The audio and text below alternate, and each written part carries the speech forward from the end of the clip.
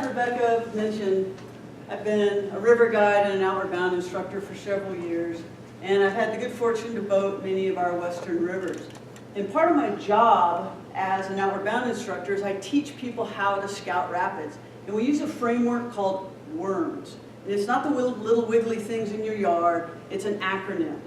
So a rapid is a constriction or a gradient change in the river, and they can often be these maelstroms of swirling water and frothy whiteness.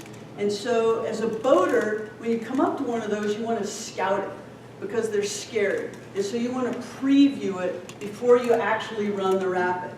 And so what we do is we get out of our boats upstream of the rapid, we walk down and we take a long, hard look at it. And in doing so, we're then able to make a plan. And that's where the acronym WORMS comes in. The W in WORMS stands for water. Where is all the water in the rapid going? Do I want to be in the current or do I want to get myself out of the current? Because sometimes the current will take us towards obstacles. And an obstacle can be something like a huge rock that all the current is taking you towards. It can be a wave. It can be a hole.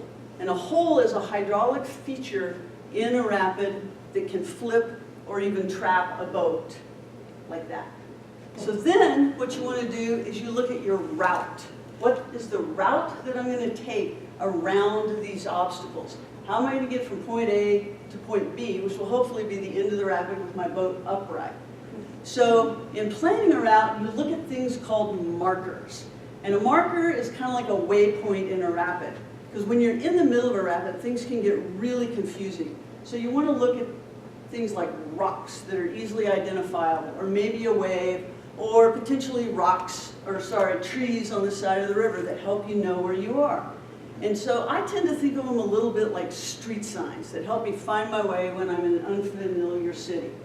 Then, after we found our markers, we look at S. Where is our safety? Where is our support? If something goes wrong, who's going to be there to help me? And conversely, how can I help someone else if things are going wrong for them? So after we've looked at all these things, we've looked at our WORMS, then all the boaters tend to get together and make a plan and get ready to run the rapid. We walk back to our boats, nervously tightening our life jackets, because honestly, running big rapids is scary. It's a little bit like doing this. So what we do is get ready, and then we're floating into the rapid. Right? So we're dropping down into the rapid, madly trying to keep all the elements of WORMS in our brains, and we attempt to execute Plan A. And a lot of times Plan A honestly doesn't work. Then you move on to Plan B, C, D, E, F, G. And you can do that because you have scouted the rapid. Sometimes you even end up on Plan Z, but that's okay. Rivers are like that. Things hardly ever turn out exactly the way you think they will. So a few years ago, I started thinking about this acronym of WORMS, and I began to think, you know, there's more to WORMS than just scouting a rapid. You can actually use WORMS when you're facing challenging situations in your life. And so, as I thought about it, I realized that it was really a metaphor. So think about it. If you look at WORMS and you apply it to your life, it's like, okay, water. Where's the flow in my life going? Do I want to be in that flow, or do I want to get out and forge my own path? Oh, what are the obstacles in my life right now? And how am I going to find a route around them?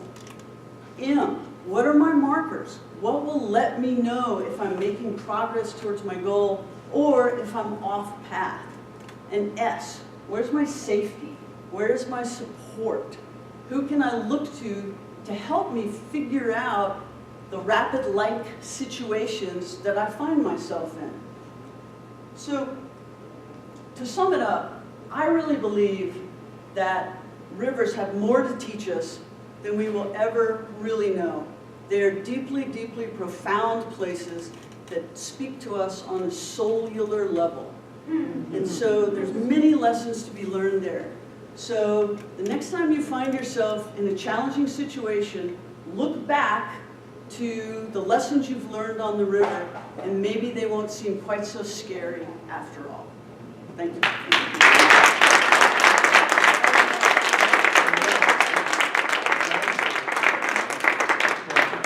My marker for